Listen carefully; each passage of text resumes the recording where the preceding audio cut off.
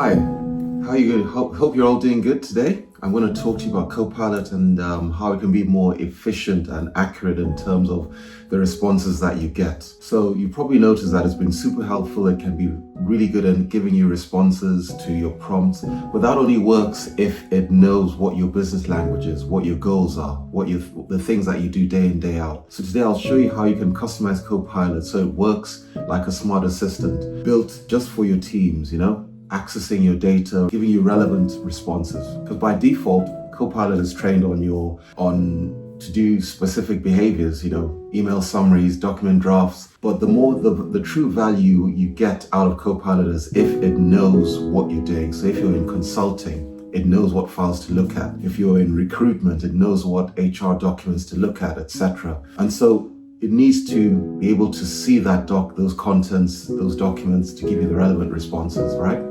The good news, you don't need to be a coder or you don't need to be a data scientist.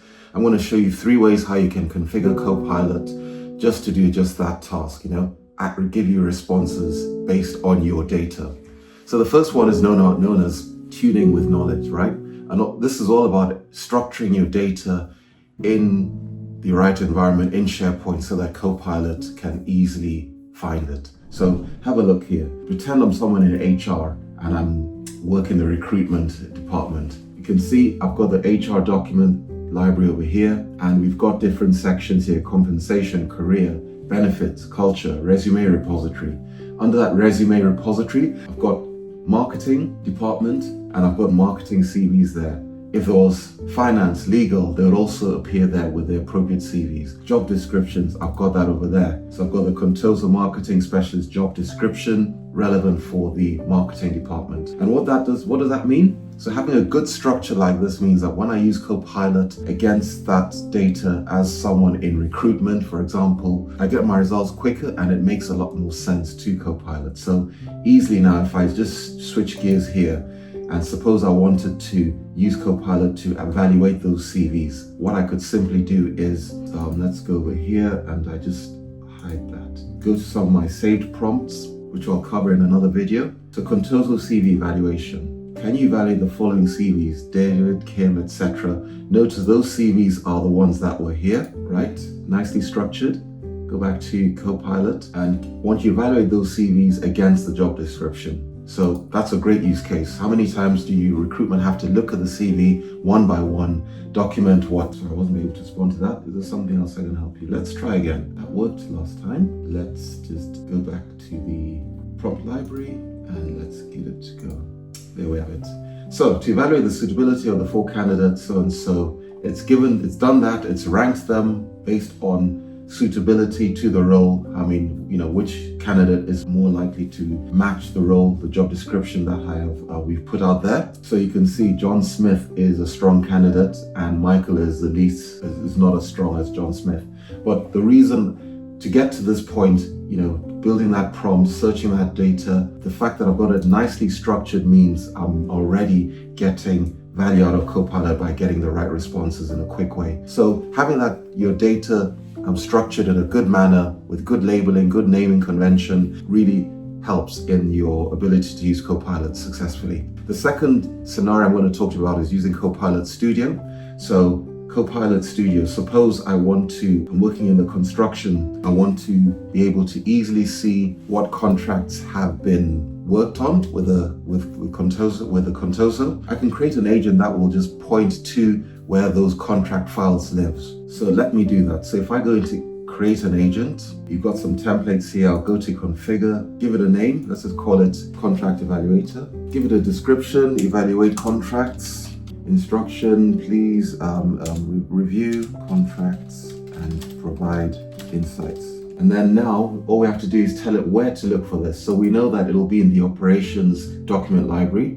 So if I just scroll down here and I click on sites, you can see there's operations over there. So it's going to search there. I don't need any image generation or code interpretation. So once I do that, I just click on create and this agent will now only search the operations SharePoint site and respond to any prompts that I type. But again, you can see how it's targeted responses based on the data. It's not giving me fluffy generic responses. So now we've got that. So now let's have a look at the contract evaluator. Let's type a prompt. Let's just say something like, you list all the contracts oldest based on price. So I want to see what contracts we have and based on the pricing. But you'll see it's going to go in there, it's going to go into the operations document library, and it's not going to go into the HR document library, it's not going to go into legal, it's just going to go to where the operations are. And you can see there, I've got them all there. Prices, the contractor, is VAT included, payment terms, etc. So it's a really good way to have that targeted response for someone who works in contracts. So it won't do any CVs. If I was to ask it to evaluate CVs that I did in the previous prompt, it won't do that because it's not looking there. So this is a great way to really, have that targeted Copilot AI experience. You've got the agent just looking at the operations files, operations contracts, and responding to the prompts. So that's the second method, using Copilot Studio. Now, the final method I want to show you is all about having a well-structured prompt framework for consistency. So when it comes to prompting, it's all about the 4 key things to consider. So a prompt will always have a role, a task, an action, and a reference. So have a look at this example here. And this is the prompt I'm going to type in a moment, but look at the context. You are a finance analyst. So I'm telling Copilot, I want you to think that you're a finance analyst. So Copilot, you're a finance analyst working on the financial evaluation report. Using the insights from the Contoso, that reference file there, can you evaluate the financial implications, etc.? So you can see I've color-coded the framework of the prompt. The role is financial analyst. The task is financial evaluation report. The action is evaluate the financial implications, etc., etc. And where am I going to look for that? Where's Copilot looking? The reference is that document there. So it's important to have those key elements in a prompt when you're creating a prompt, because that will give you a more accurate result. So if we go back now to Copilot and we go into, I think I saved the prompt, I may not have, let's see, come out of the contract evaluation one, and let's see where my saved prompts are. Prompt gallery. Yes, so I saved it over there. And again, I'll cover how the prompt gallery is in a separate video, because that's quite cool actually. But look, if I go over here, as someone whose role is a financial analyst, using insights from I just need to reference the file again because it hasn't really picked that up. So I'm just going to delete that, and I'm going to pick the reference file, which was the Contoso, add content, click on files, and let's find the meeting notes, which I'll use the meeting notes this time. Can you evaluate the financial implications of it's quite a long, wordy financial prompt, to be honest. I'm even struggling to re-say it on the video, but you get the gist. It's going to do some number crunching, it's going to do some comparative analysis, it's going to do the sort of thing that a finance analyst would love to get done quickly because he or she has got 10 of those to do, right?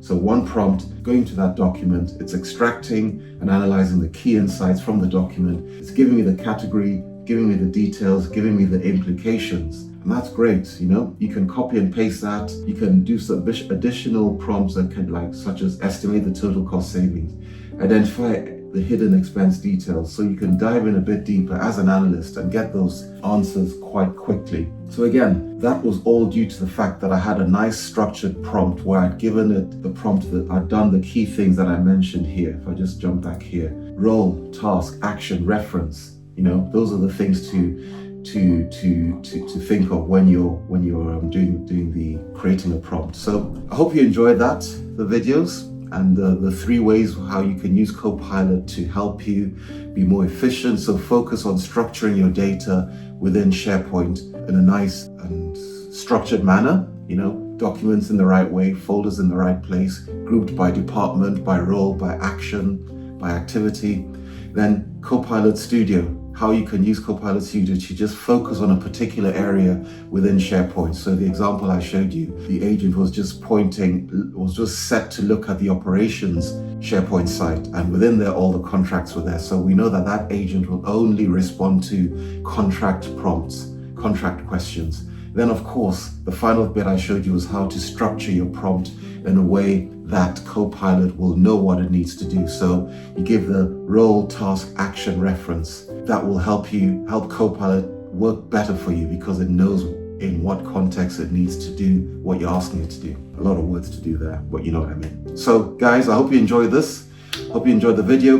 Next time, well, firstly, you're going to get the Copilot kit in the down thingy place where in the comments, yeah, you get them there. And next week next time, the next video is going to talk a lot more about Copilot. I'll show you some stuff around the prompt gallery, because that's quite good. There's some nice templates there that you can do a lot of cool things on. So I'll focus on that, and I'll think of a few more cool things, more relevant things to ensure you're making the most out of Microsoft 365 Copilot. But until then, please like and subscribe, and see you on the next one. Bye for now, guys.